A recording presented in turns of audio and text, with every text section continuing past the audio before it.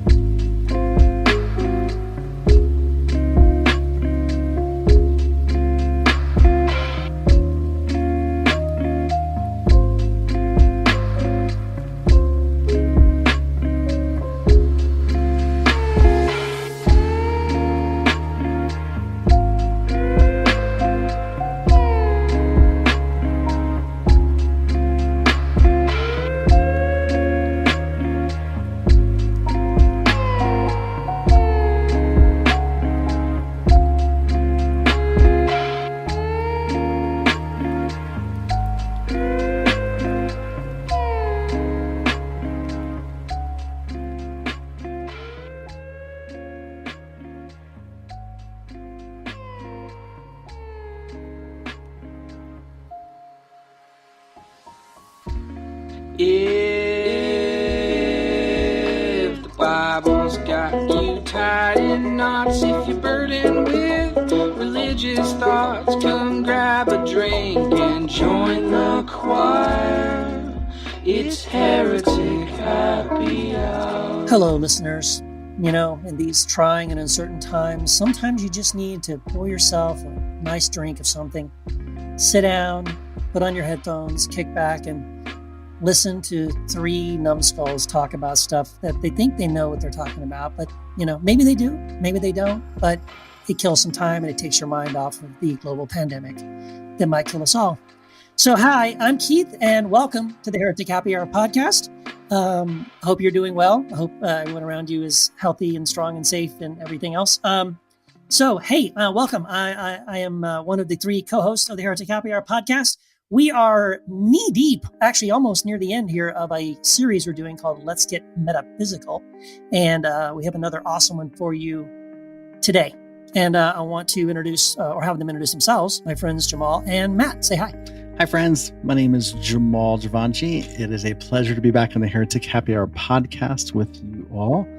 I am the author of Living for a Living, which was actually the most recent book that I've released. I am not like my other co-hosts who just pump them out every week or so.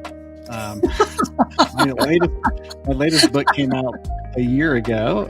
April 15th of 2019. So it's now available as Kindle for 99 cents, paperback, and also Audible as an audiobook as well. So great to be back. By the way, I just want to shout out, I know we're in a pandemic, but a little reminder of normalcy is that sports is still going on. The NFL draft was last night. The Buckeyes became the number one school in American history, to have the school with the most number one NFL draft picks, with at least 82 number one picks. So that's an accomplishment, because Michigan hasn't gotten hardly any of those. Oh my God! Who the hell cares? Wait, are you an Ohio State fan? I thought you were a Michigan fan. Yeah, me too. I thought you were a Michigan fan. Wolverines on the way. No. Shots fired. Good. Oh, shout out. Uncountable. Well, you know, at least there's some good in the world, right? That's good. That's good to know. And by the way, you know, for some people, I just want you to say, I want you to know this is my thing. I mean, quantity is job one. Yeah. I guess. Is that why you write so many books? That's right. It's all about the quantity. All right. Well, I try to write quality. My name's Matt.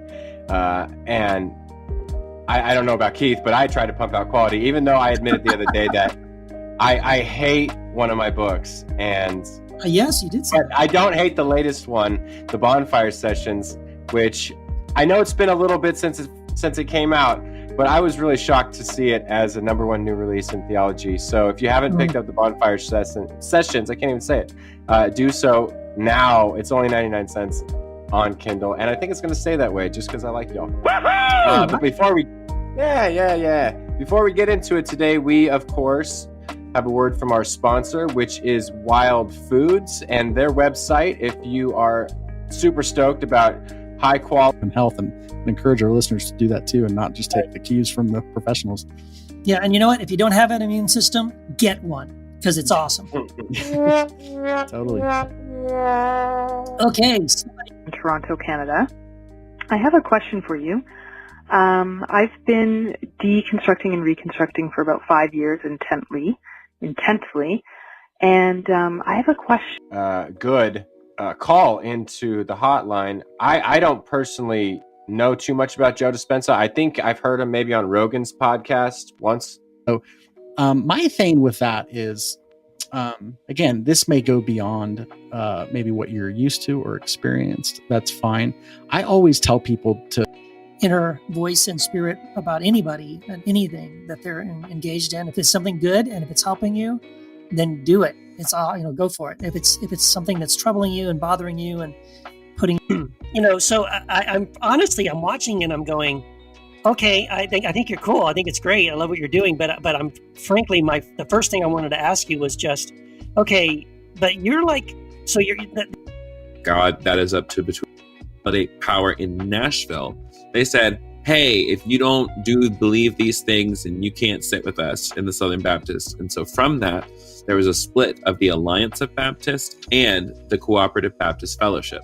Cooperative Baptist Fellowship, headquartered here in Atlanta, Georgia, is progressive in the way. Looked at your YouTube channel, which is awesome, by the way. Thank you. So I'm honestly, I'm watching and I'm going, okay, I think you're cool. I think it's great. I love what your reasons that people might call you heretic, Kevin. And by the way, just want you to know, we love you. You're very welcome. You're amongst friends here, not just me and Matt, but all of our listeners. Thanks, friend. I'm glad to be here. Yeah. So, so let's talk about this a little bit. Literally, like the Son of God TM in the way that I used to think about it. Like, I think it's like a homoousios thing, but I also think that I'm homoousios and homosexual. So that's another reason. So I've just got a whole bunch of marks get me. And I do butt stuff. So that is the first time anyone has answered that. And wow. I think we should. I want to talk more, but I think we should just end it with that. I think that'd be the most brilliant way to end. Thanks everybody. Thanks for listening. Thanks everyone. I do butt stuff. That's why. Peace out. Thanks everybody. Thanks for coming in. Wow. Hey man, sounds right up my life right there. Those are all amazing reasons that people might call you heretic, Kevin. And by the way, just want you to know, we love you. You're very welcome. You're amongst friends here, not just me and Matt, but all of our listeners. Thanks, friend. I'm glad to be here. Yeah. So so let's talk about this a little bit. You are, as you have said, you're into butt stuff. You're a gay man who also at least loves Jesus, believes in Jesus, and in some sense you're still working out exactly how. But so what I found fascinating when I looked at your YouTube channel, which is awesome, by the way. Thank you. So I'm honestly, I'm watching and I'm going, okay, I think you're cool. I think it's great. I love what you're doing. But I'm frankly, the first thing I wanted to ask you was just, okay, but you're like, so this is true about you, and yet you seem to be still really involved with your Baptist church. And as a former Baptist, I want to ask how is this possible? Yeah, so we're not like other Baptists. We're the cool